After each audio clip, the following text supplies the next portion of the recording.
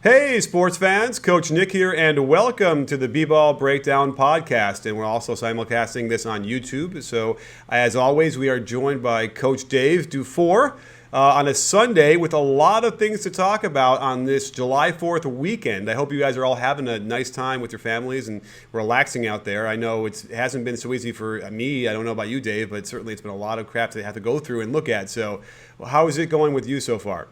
No, it's been a great weekend. Obviously NBA free agency has been, pretty extreme. Although, I mean, maybe not extreme is the word. Friday night was pretty extreme, but it's been mild since then. Just relaxing, man. Trying to take advantage of this long weekend before I head to Vegas for Summer League. Yep, that sounds about right with me as well. So fresh off of seeing Baby Driver, and now I'm ready to get in the driver's seat and do this podcast with you. So I suppose the place we should start is the most surprising move of them all so far, I think, would be the Paul George trade to OKC, which was a shocker. I mean, I think that, a couple people had mentioned something about it like in the week before, but not a lot of press on that one. So what is your initial impression of this trade? Well, you and I talked a little bit about it. We thought it would be a worthwhile risk for Oklahoma City, based on trying to keep Russ around, right? Like he has an extension out on the table. I'm assuming that he needs to sign, and if he doesn't sign, then there's a good chance they move him. Well, if you're OKC, you want to do everything you can to keep him there, and if bringing Paul George in, even if it's just a rental, that's a swing worth taking. But the other side to this move is that they got off of that Oladipo contract that they signed, him to an extension to last summer, 4 years, $21 million, and they were capped out before this trade. And now let's say they have to trade Russ, and they probably would then trade Paul George. They go into next summer with quite a bit of cap space. So Presti really did a fantastic job on this trade.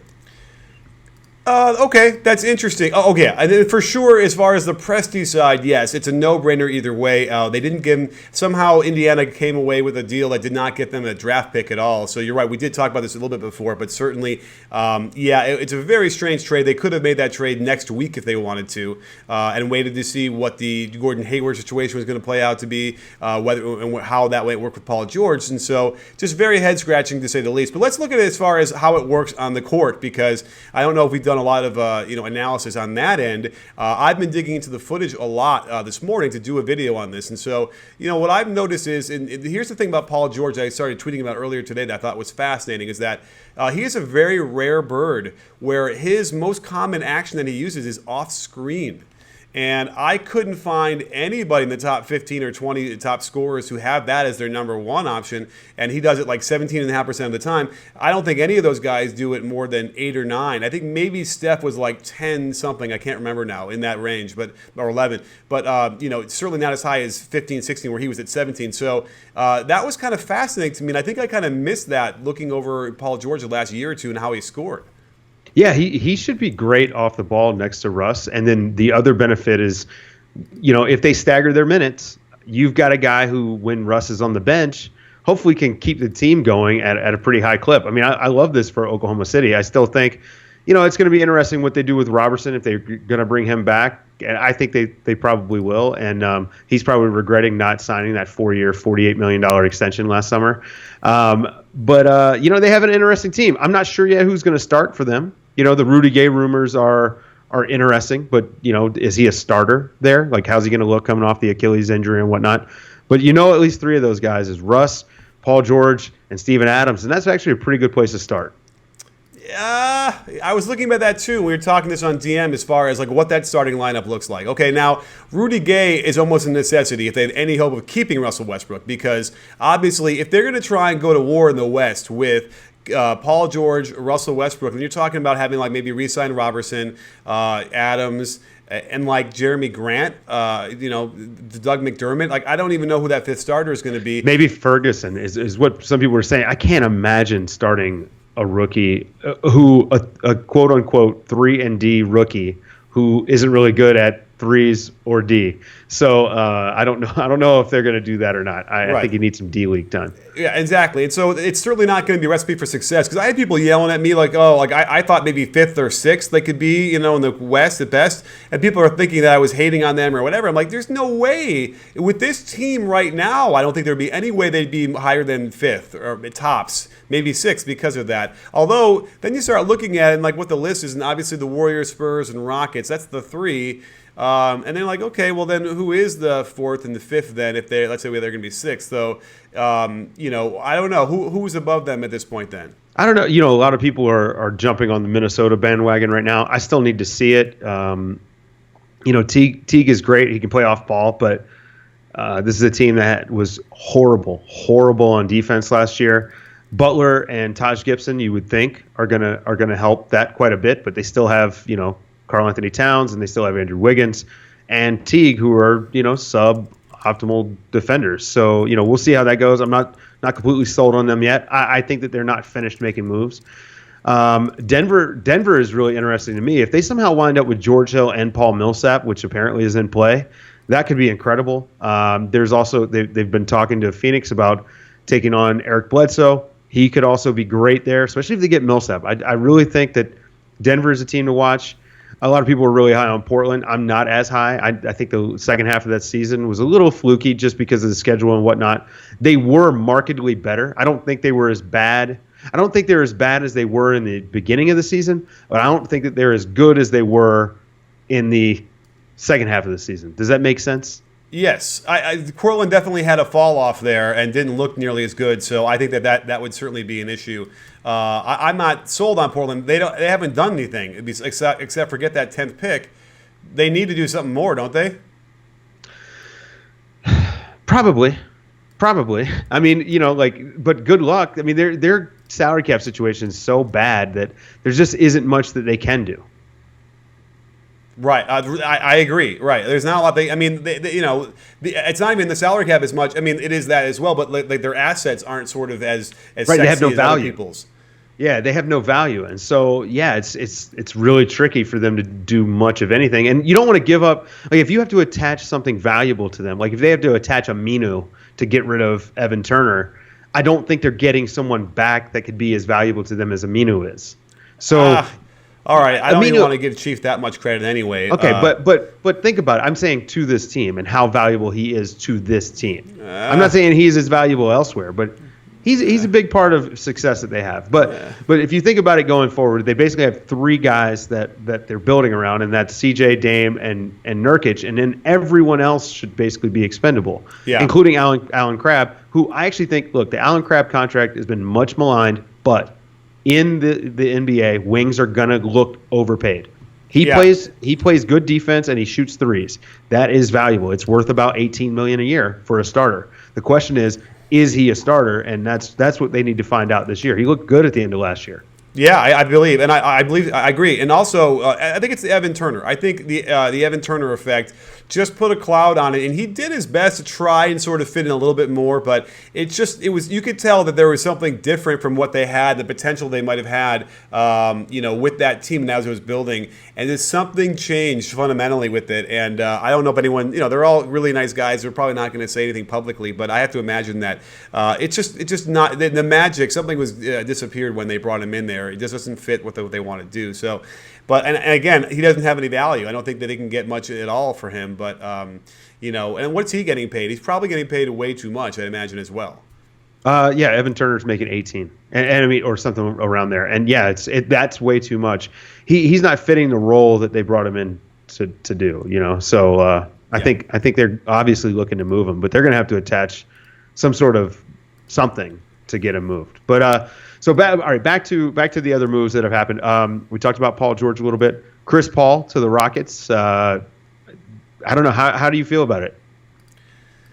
Well, I did a video, and it was a little bit trying to be positive about like how this could work, and I kind of just kept it narrow at the beginning just to sort of look at how they spot up, which would indicate how they could play off the ball. And I even referenced him playing alongside Darren Collison, which again is not any reflection of like what Harden would be like, but it gives you a nice sense of 2 point guards out there at the same time, and that really worked for the Clippers. I felt like for that 1 year that he was there. This, I feel like there are paths where this could work really well. I still feel like in the first 2 months we're gonna have a lot of possessions where someone's angry and yelling. It could very well be CP3. He's the guy who seems to get into people's faces. So I think that's going to be an issue until they figure it out. Not that they won't figure it out. Does it make him better?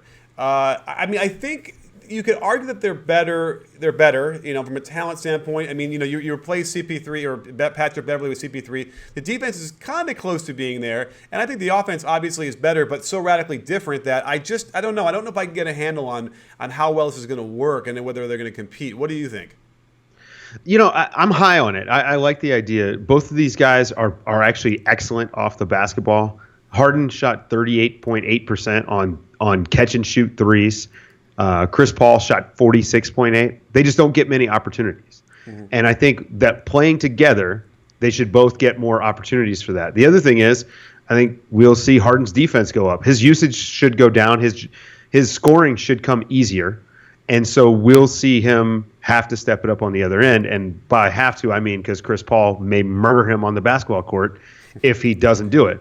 And so I think that's a plus. I also love the PJ Tucker signing. I think that their small ball lineup has some real potential. Even if they keep Ryan Anderson and playing Ryan Anderson at the 5 with PJ Tucker, Ariza, Harden, and Chris Paul. That's a lot of scoring on the court. So I'm pretty high on the Chris Paul move, and I think good players typically figure these things out.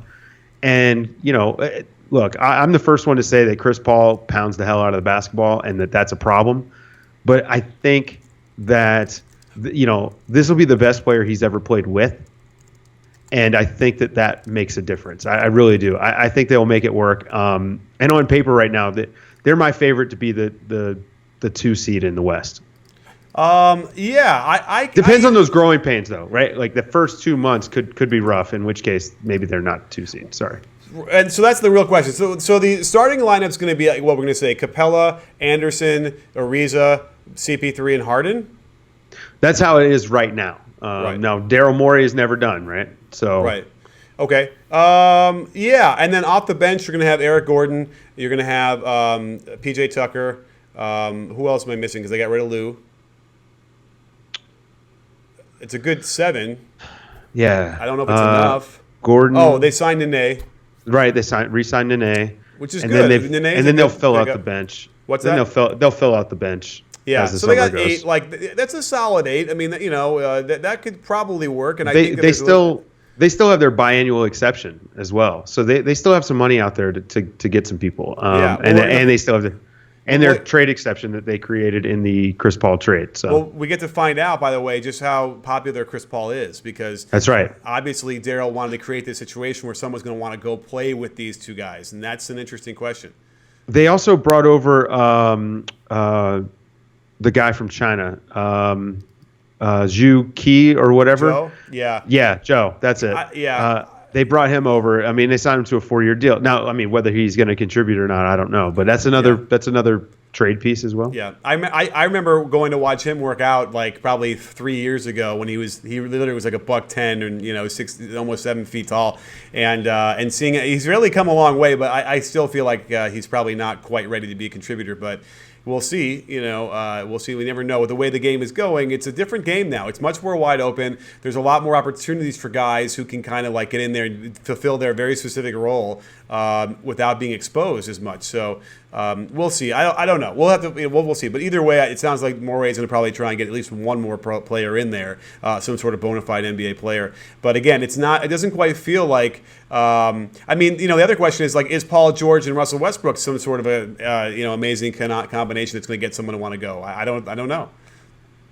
Which, by the way, if we're talking about alchemy and getting people together, then we got to talk about what's going on in Minnesota with Tibbs. I think he's doing his version of the Blues Brothers, getting the band back together. Yeah, he definitely is. I mean, if Derrick Rose goes there on a cheap contract, I don't hate it if he's coming off the bench as a backup.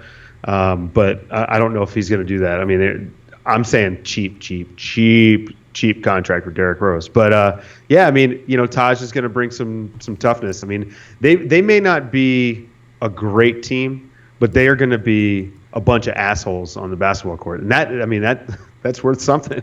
Yeah. Well, you're talking. Well, let's see. Well, who are the assholes? And we got Butler, Taj Gibson, and then you hope that Wiggins and Karl Anthony Towns kind of come along. Right. Right. And, if you had a couple playing, and then I guess I don't know how much Butler and Taj are going to be in the court together the way that they'll stagger the lineups. Yeah, I don't know. It's interesting. I don't know about that. Hang on. It is Tibbs. I mean, he's going to play those 5 guys like 40 minutes a night. Yeah, right. Exactly. So I don't know. I feel like Taj is going to get. Now, the funny thing about Taj, by the way, it kept popping up. I was going through.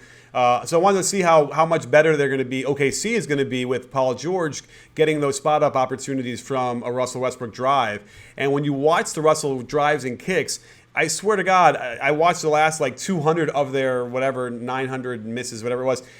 So many of them are Taj Gibson bricks from 15 to 18.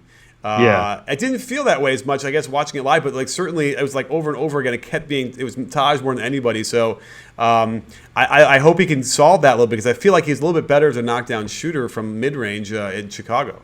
Well, I don't know, man. I like Taj Gibson is 32. I'm bad, man. I'm so bad at just remembering ages right off. Oh no. Well, you know what? He's older than we he's think. 32. I don't think he's even 32 yet. He's 32. Okay. He just turned 32. Man, finally got one. But yeah, so I don't know. I mean, we'll see. I mean, Taj Gibson is who he is, and we'll see what sort of opportunities he even gets. I mean, there is only one basketball, and there's a lot of guys on there. I mean, we know Andrew Wiggins is going to want to score. We know Jimmy Butler is going to get his. Karl Anthony Towns is going to have a lot of plays called for him. So it might be that Taj is only getting 5 or 6 shots a game that aren't putbacks. So I'm not too worried about that.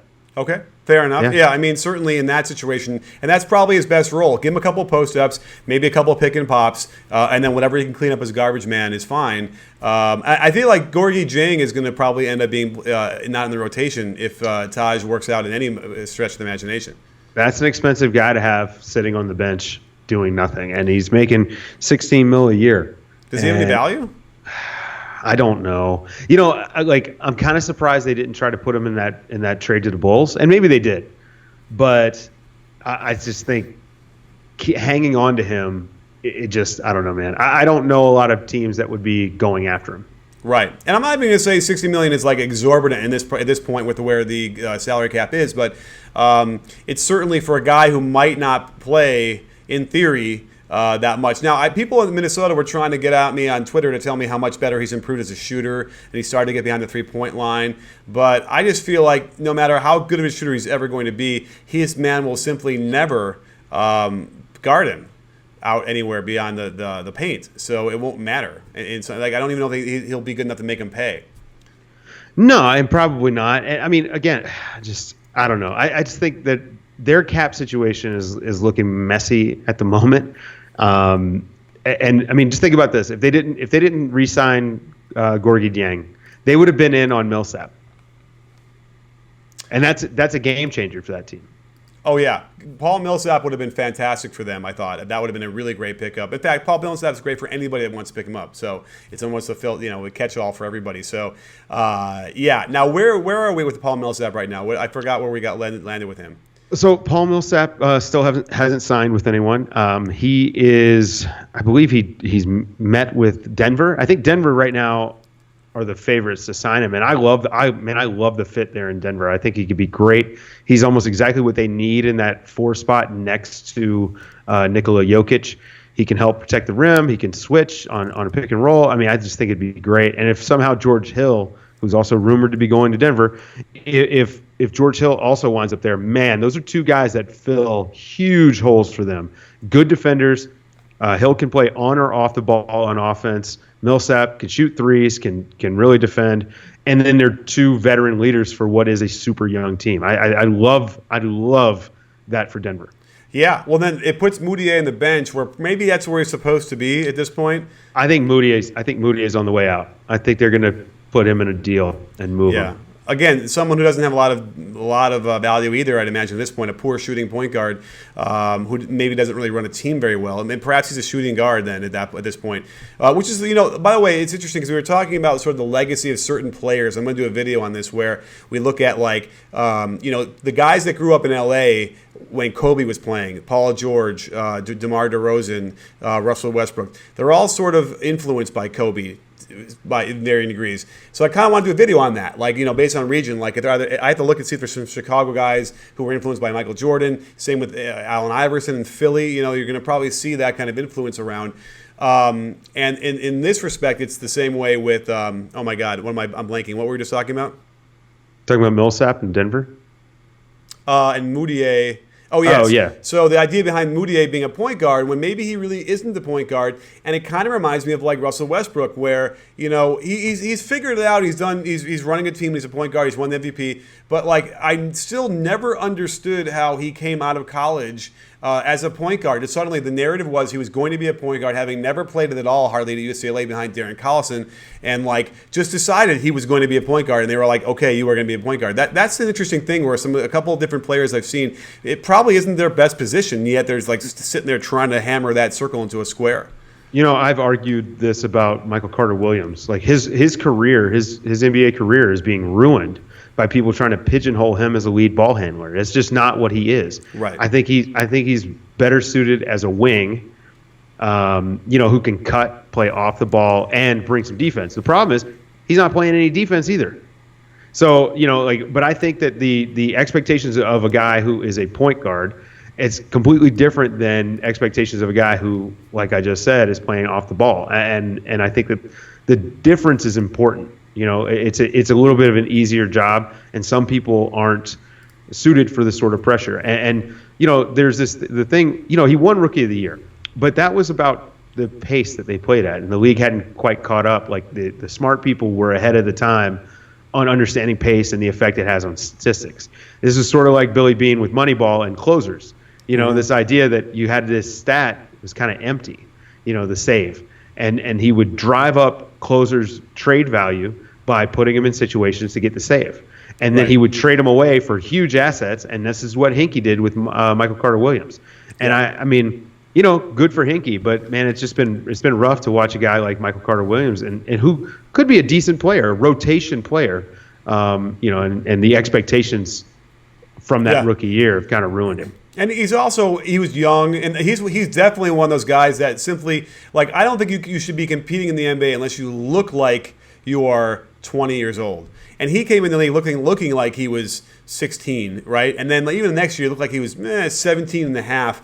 Only now does he start looking like he's at the right age. Austin Rivers was like that. Sean Livingston, even going way back in the day. These guys were probably just too young. And even though Michael Carter Williams had some success in the high pace offense, you can see right now that it's had an effect on him, I think, psychologically. I feel like his confidence level, he just doesn't look like he believes. And it's tough because you're going to get eaten alive. And they're going to, even if they don't turn the ball over, they knock the ball away. His handle doesn't look as smooth as it should be for a professional guard. And certainly his shooting is not there, which is so much to do with confidence. Although he never had a great shot as it is, but either way, it's interesting. We keep seeing this sort of a pattern here with certain types of players, and you would hope that at some point somebody could figure it out and get better advice to these players and get better training and help them out so that we don't keep having the same kind of story over and over.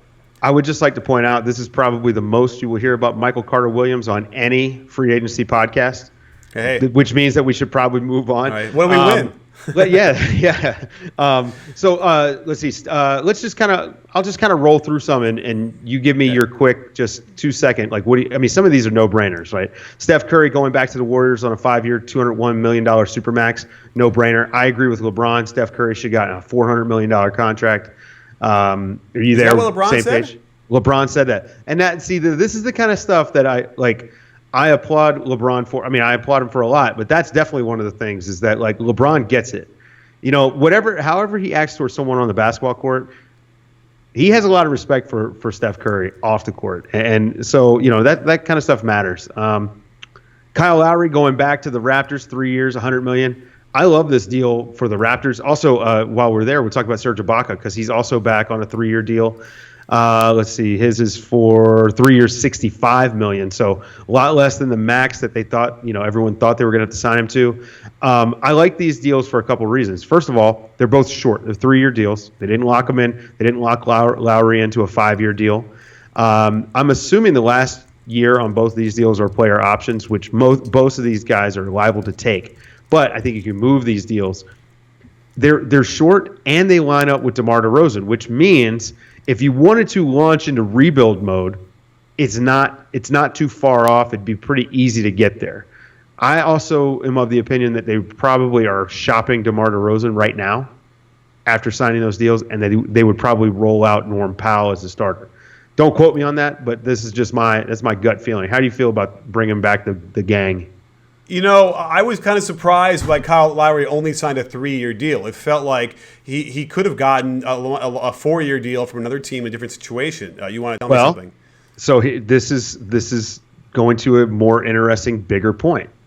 Now, Drew Holliday re-signed with the Pelicans 5 years, $125. Okay. Now, but that was never a realistic free agency destination for anyone. And they had to overpay for Drew Holliday. If Drew Holliday had walked, they would have only had $13 million to play with.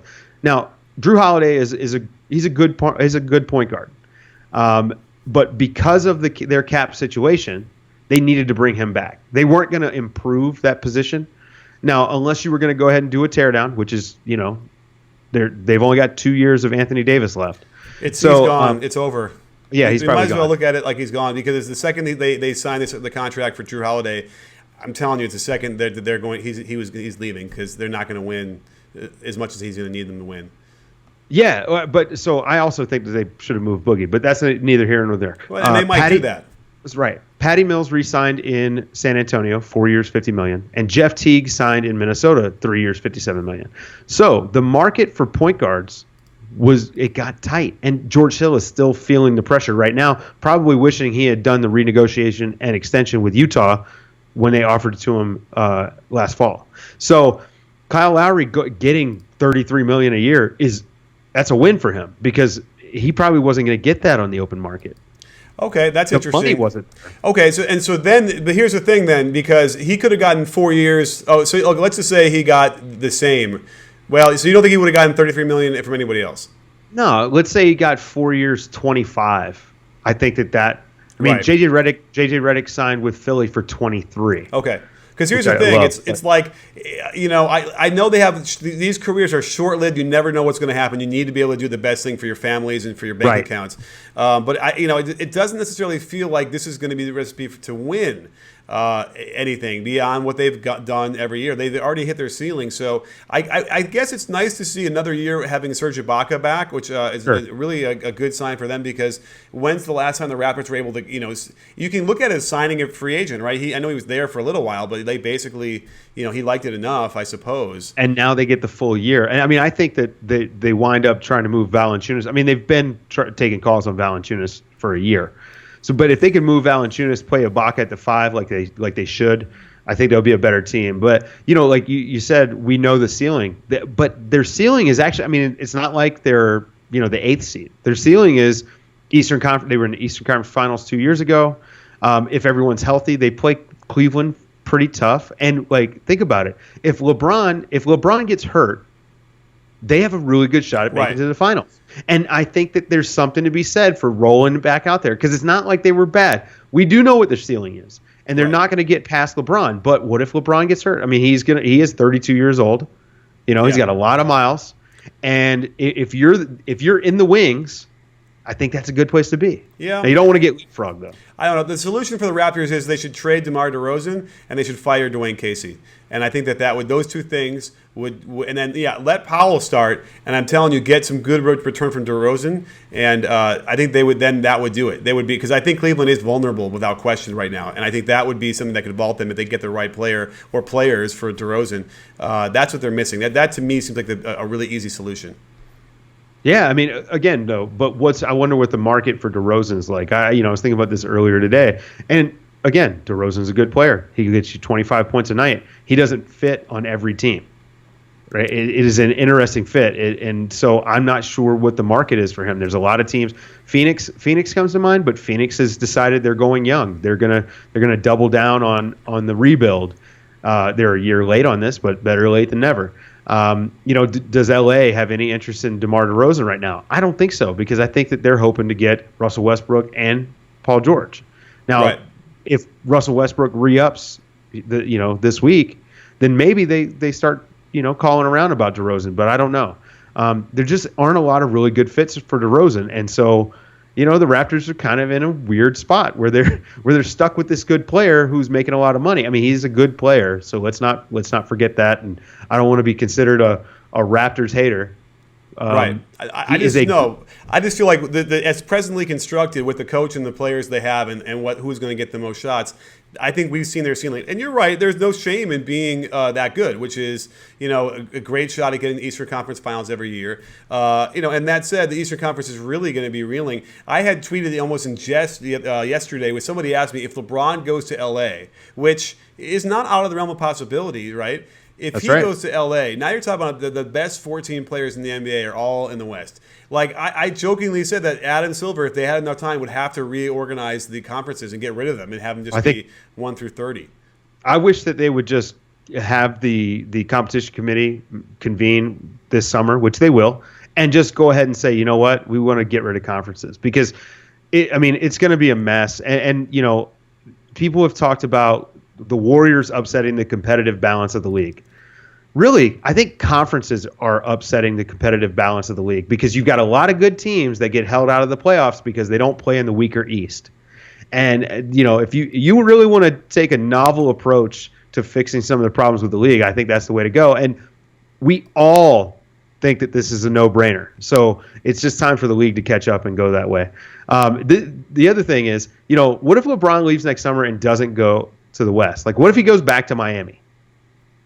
That's what I would. If I was LeBron and I was going to leave Cleveland, I would maybe just go to Miami. First of all, great city, right? You've got history there. Probably wouldn't be hard to attract free agents because, again, great city. And you wouldn't have to deal with the 13 murderers in the West. I think that that kind of stuff should come into play. Someone asked me earlier how I felt about Hayward. Like, where do I think he's leaning? Well, Utah got worse because they're losing George Hill.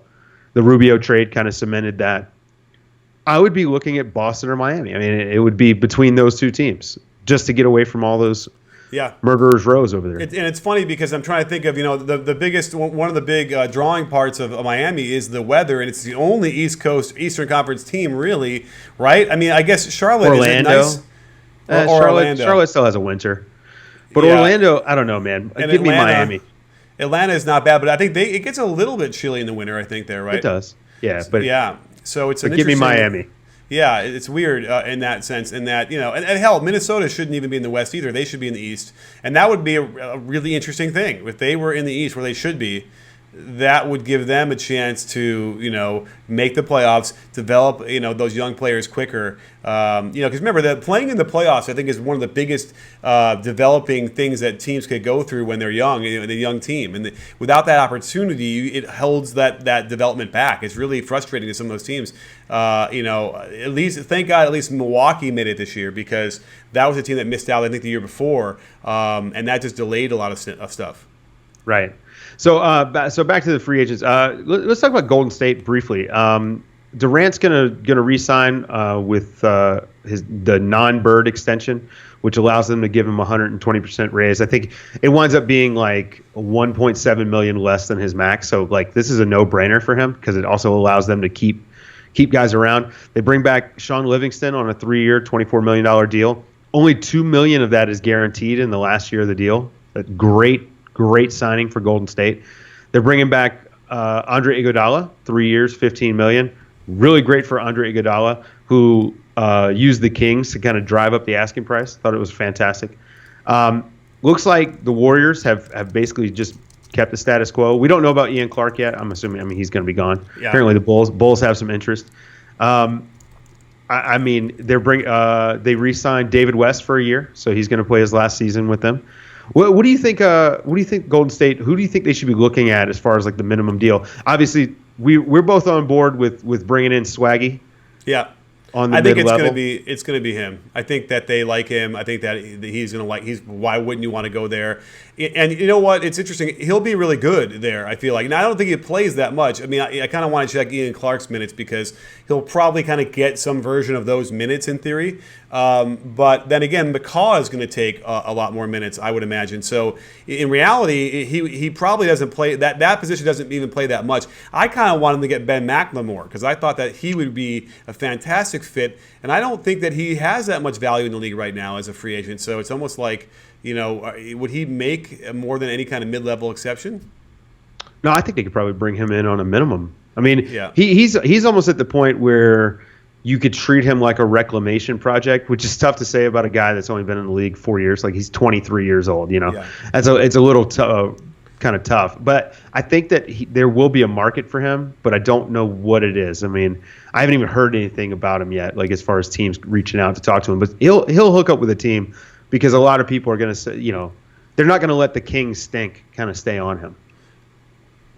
I hope not, But I expect McCaw to pick up a lot of those Ian Clark minutes. So, I mean, if Nick Young comes, I mean, I think that during the regular season we'll probably see him play like in that 6 to 9 minutes a game, and then he probably won't play in the playoffs or anything like that.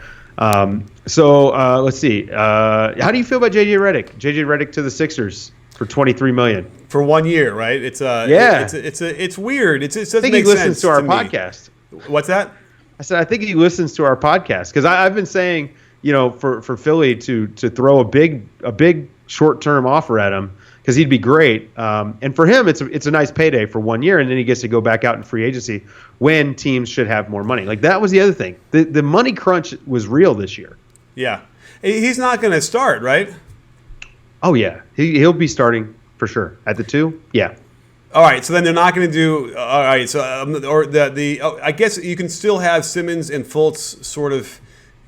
You know what I mean? I don't understand. I guess I'm assuming it'll be Fultz, Reddick, Covington, Simmons, and Embiid. Yeah. Okay. That works for me. I mean, they'll certainly. Reddick is one of those guys. Yeah, like you say, like in the locker room, he'll be great for them. And he's still a great knockdown shooter. He won't have to do much playmaking, which he got into trouble with a little bit in LA when certain guys were injured, and he had to sort of be that second or third ball handling guy, which is not his thing at all. So, I know. I mean, listen, he'll be a really good acquisition for them. I don't know what the long game here is. I mean, what were you thinking? He's going to go there, get paid a little bit, have some fun with these young guys, and then let some veteran team pick him up so he can win again, or is it? Maybe. I mean, I think that in the short term, getting that $23 million in 1 year, I think that's a good deal for him. Well, by the way, where are they then? Let's just pretend they're all healthy, which I much rather prefer to look at it that way. If they're all healthy, that's a fourth seed, right? I don't know about that. I mean, we have to see how it all fits on the court. I mean, Simmons has yet to play a game. Fultz has yet to play a game. Embiid played 31 games last year. We need to see him be healthy. I think that their ceiling is certainly high. If everything goes according to plan, it's high. But I think it's hard to say a team that young is going to be a top 4 seed. I think it's really difficult. Again, I choose to believe that they'll just simply be healthy. And all I can tell you is that when Embiid played in those, it was only 31 games, really? Yeah, 31 games. It seems more. When he played, he was so dominant, and he opened up so much for everybody on both ends of the floor that if you get 70-some games out of him, I don't see how you win. You should win 40 if he plays 70. Right, I'm with you. But again, I don't think that's not. I don't think they're a top 4 seed. Right. But I'm all for it. Like I'm really rooting hard for that team. I want them to do well. I think it's great. Like the league is great when we get young teams that overachieve. I think it's fantastic. Like the Thunder making the finals in 2012. I thought that was really good for the league. And I'd love to see the Sixers get into the playoffs. I think it'd be fantastic for the league. Yeah. Well, and if we're talking about young teams and who's going to play in the backcourt, we didn't mention Jeff Teague in Minnesota, right? After we have Taj getting back there, did we? I don't think we did. Yeah, we did. We talked about how he can play off the ball or with the ball. Must have been okay. One sentence, okay. Because I don't think I said anything, but either way, okay. I don't like it as much as if they would have gotten George Hill, but yeah, I agree. I feel like it's. I mean, I think Jeff Teague. We've seen his best days. I think we've seen his ceiling, and you know what? He's fine, but it just didn't. It didn't sort of raise the level of competition for me enough where I feel like that's gonna get him closer where they want to go. Yeah, I've got one for you. I've got a big one. Okay, so when the Clippers made the Chris Paul trade, you and we talked about this, and we were like, well, now what? Now what do the Clippers do? Do they tear it down, or do they re-up with Blake and try to build around Blake? And so they are re-signing him to a 5-year, $173 million deal. So I guess we know what they intend to do. I like Pat Beverley as the guard, as the kind of one there. I think that putting the ball in Blake's hands more is good for him and should be good for that team, as using him as a playmaker or whatever. It's still a step down from Chris Paul being that guy, but I don't think it's bad. We might get some 4 or 5 pick and roll. Blake's 3-point shot was looking pretty good toward the end of last year. If he can stay healthy, I think that there's going to be a drop-off for sure. They're not a top 5 team in the West. I think they're still a playoff team. I don't know. Am I wrong? I mean, I think they're 7 or 8 seed, but what do you think? Yeah, no, they're a playoff team, I think, for sure. I mean, they have Patrick Beverley is good. Now, he's not like the traditional like sort of lead guard. So Blake is going to probably end up doing a lot of that, which I like. It's probably when I'm most happy with his game, when he's sort of not posting up and he's doing some elbow stuff and doing dribble handoffs and getting people involved, and then using his gravity rolling to the rim and that stuff. Then you have DeAndre Jordan, who I guess is staying. Right, they're not going to move him. I mean, so you have a lot of you have talent, and then they got Lou. And that's going to be, so they did well, and I thought it was very nice of Chris Paul to sort of allow them to do that, right? Like, I think he could have just kind of, well, maybe you can give me a little more insight into how the structure worked. Maybe they needed to do it for Houston's standpoint as well, but it felt kind of nice to me that Chris Paul said, you know what, I ain't going to come back. I'm going to Houston. If you want, we can do this whole trade thing, and you can get something back. Right. It was definitely that's definitely what it was. It was Chris Paul not wanting to leave scorched earth behind him. He opts into the deal, allows them to make the trade. I mean, now Houston could have cleared the space with no problem. They could have done similar deals. Now, not to just sound like this is all altruism on Chris Paul's part, because he also now they will have his bird rights. Houston will. He'll be able to sign that 5-year deal next summer. They'll be able to exceed the cap to sign him to it. So it wasn't all altruistic, but it wasn't, he didn't just bail and leave them with nothing, leave the cupboard bare. So, it's a win-win situation. I think Houston probably will wind up re-signing him to a 5-year deal. I wouldn't necessarily want to pay the last 2 years of that deal. But, that's the kind of economics of the league, and that's most likely what will happen. Absolutely. I agree. Whoa, and my camera just went haywire here. I'm going to fix that in a second while we talk. So what's up next then for them, or for who we're going to talk about? Let's see. I mean, we kind of covered all of the big ones. I mean, Joe Ingles going back to Utah. I thought that's a great signing for Utah. I mean, Joe Ingles was in demand. Nene coming back to the Rockets. This is funny.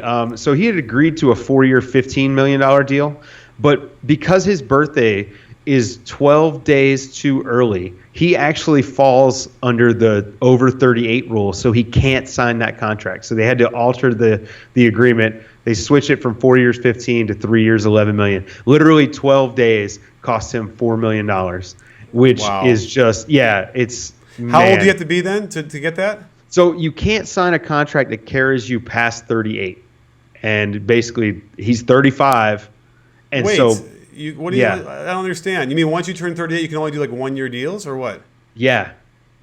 Why? Who did that? Who was in charge of that? It's in the new CBA. Well, it was 36, and then they changed it to 38. Oh, so they bumped the age up. This is using the CBA to protect these billionaire owners, man, from themselves.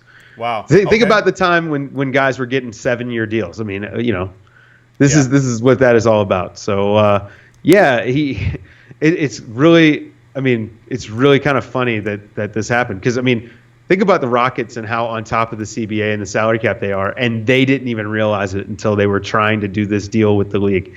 And then, they were doing their due diligence on the contract, and they realized, no, he misses that cutoff by 12 days. No, the Rockets. You just about for Ingles? I'm talking about Nene. Nene Oh, signing. Yeah, I'm sorry. Yeah. We were talking about Ingles though. Yeah, I just said it was a good signing. Okay, never mind. I yeah, had I just moved on really quickly because Ingles is now 35.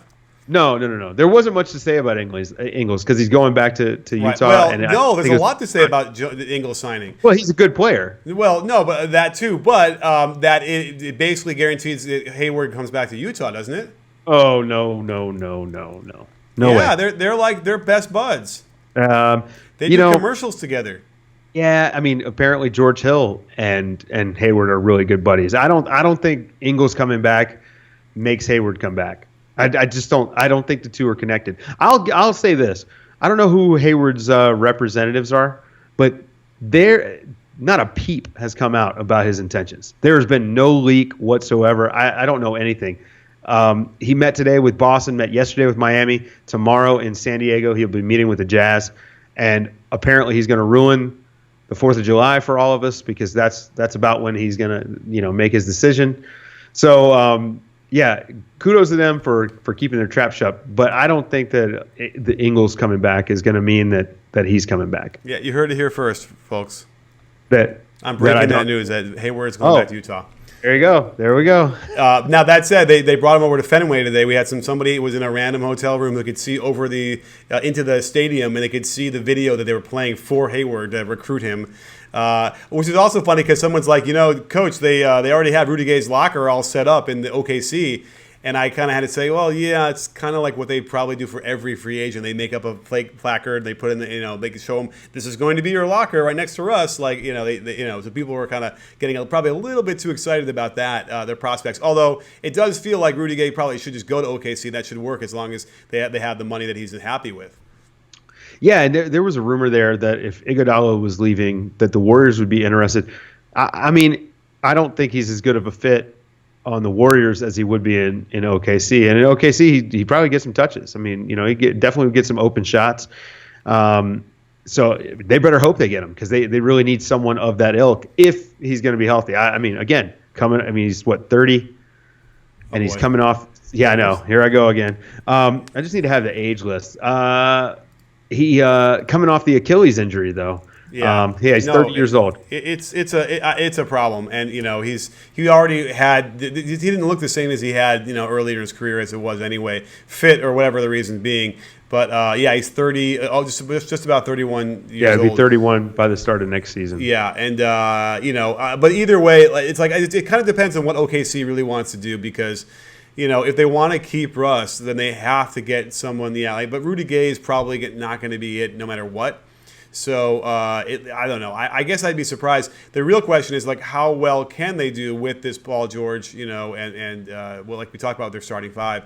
It just doesn't feel like they're going to be any better than last year, maybe a little bit. And so if that's the case, it sounds like Russ probably wouldn't want to stay either way. But that's also kind of sad because they did these moves and they're really trying to make it happen, and then they don't quite bump up.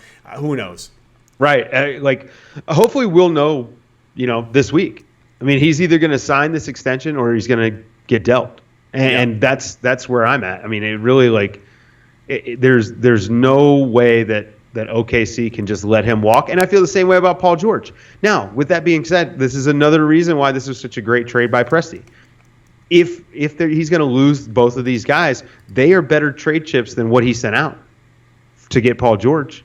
So he stands to benefit quite a bit. I mean, is it crazy to think that he could work out a deal with the Lakers for Paul George and Russell Westbrook and not get Lonzo, Brandon Ingram? Do you know what I mean? That's a pretty good deal on his part if he were to work something like that out. And I have no doubt that the Lakers would be open to something along those lines because they instantly would become, somewhat competitive. So. Yeah. So you have to look at the winning percentage of OKC for the first 2 months of the season because if it looks clear that they're going to be, if they're not going to crack the top 5 or 6, then I have to imagine they're going to feel that they need to pull the trigger on a Russ trade, and that wouldn't be a bad thing for them. They could reload and get a lot of stuff for him. And Paul George, yeah. So that would be an interesting thing. Is that what you're saying? It'd be a package to the Lakers? Well, I'm just totally speculating here that if Russ doesn't re-sign the DVPE here, if he doesn't extend, then is there a possibility that they could coax the Lakers into doing something like trading Lonzo Ball and Brandon Ingram? I mean, that's like ideal scenario for OKC if they're going to lose Russ and Paul George. Paul George is not staying if Russ doesn't stay. Yeah, I don't see how Russ ever fits in with what Luke Walton likes to run on offense, and that would be a problem as well. So that might be a thing that they're like, yeah, maybe we wouldn't want to even do that ultimately. I don't think Paul so. George, but not Russ. What? I don't know about that. I think the Lakers would jump at the chance to get those two guys. I just think they would. I mean, look, most teams would, and most teams should. Let's find out how well Lonzo Ball does. So I think that's also a big key. If he takes the world by storm and he's like Magic Johnson out there, then they don't need him, right? They wouldn't get him. Or guess what? They finally get Russ to play the right position and he's off ball, and then they have something. But again, it goes back to my argument about how these narratives take hold about what position these guys think they should be playing, and the team's gonna let them do it. And here we are. It's a fascinating discussion. Right. Well, what do you say here? I think we covered everything. Is there anybody else we missed? I guess Amir Johnson. No, I think we kind of covered it. Yeah. Do you want to grab like a couple questions real quick from the YouTube chat we'll while do we're that. here? Yeah, we have maybe a minute or two. We might as well just do that since we're here. Anything interesting on YouTube we can grab questions for real quick? Yeah, I'm looking. Let's see here. Thanks, Mikey Mike. And let's see. Lonzo doesn't look that good. They'll flip him for Russ. Possibly, sure. But then again, OKC doesn't want Lonzo if he doesn't look that good. Let's see. What's your top five in the West? I actually think that's a good question. What do you think? What do you think? Top five teams in the West. I mean, obviously the first three are Golden State, San Antonio, Houston. Yeah. And then it gets a little bit tricky. That it does. It's a great question. Let me call this up here so I can get a handle on. I don't want to miss anybody. I think I'm thinking like that. Let's think about it more like a tier, right? So 3-team tier sort of thing. If the first three that I just mentioned are tier 1, tier 2 to me is like OKC, maybe Minnesota, maybe Clippers, and maybe I don't know, maybe Memphis. Why? Why is Memphis in that? Well, it depends on health. All right, so you're thinking that Mark and Conley, that pairing is good enough for that? I think it's pretty good, yeah. All right, because they haven't done anything, right? I can't remember. They didn't have any moves. No, they haven't. Their cap situation is not great, and this is where that Parsons contract is really kind of, hamstringing them. But then he again, has to come back and be healthy. Yeah, right. Maybe he'll come back. Maybe he'll finally be what we've been waiting for. I don't know, man. Microfracture surgery, like the history of success after that is just not great, which is why that contract was, universally panned as soon as he signed it. Let's see. Okay. There's a question that. Go ahead. We talked about PJ Tucker to the Rockets, but then, what happened to this? I scrolled and then it went. It just. Oh my goodness! Sorry, this scroll is not good. I just lost my scroll. You have a question? Will the Lakers make the playoffs? No. Yeah.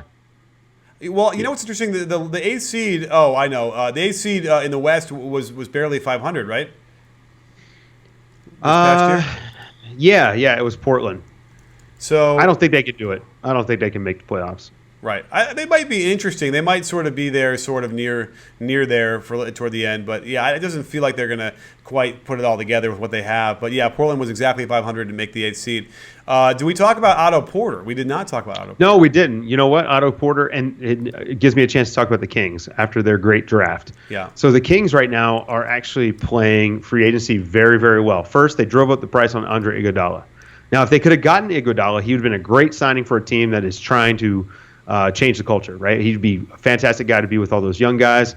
Would be a great signing, but they also drove up the price, made it more expensive for the Warriors. It's going to make the Warriors spend some ridiculous sum of money over the next 4 years, like close to $1 billion in player salaries and tax over the next 4 years. So kudos to them for that. They also they made a max offer sheet to Otto Porter.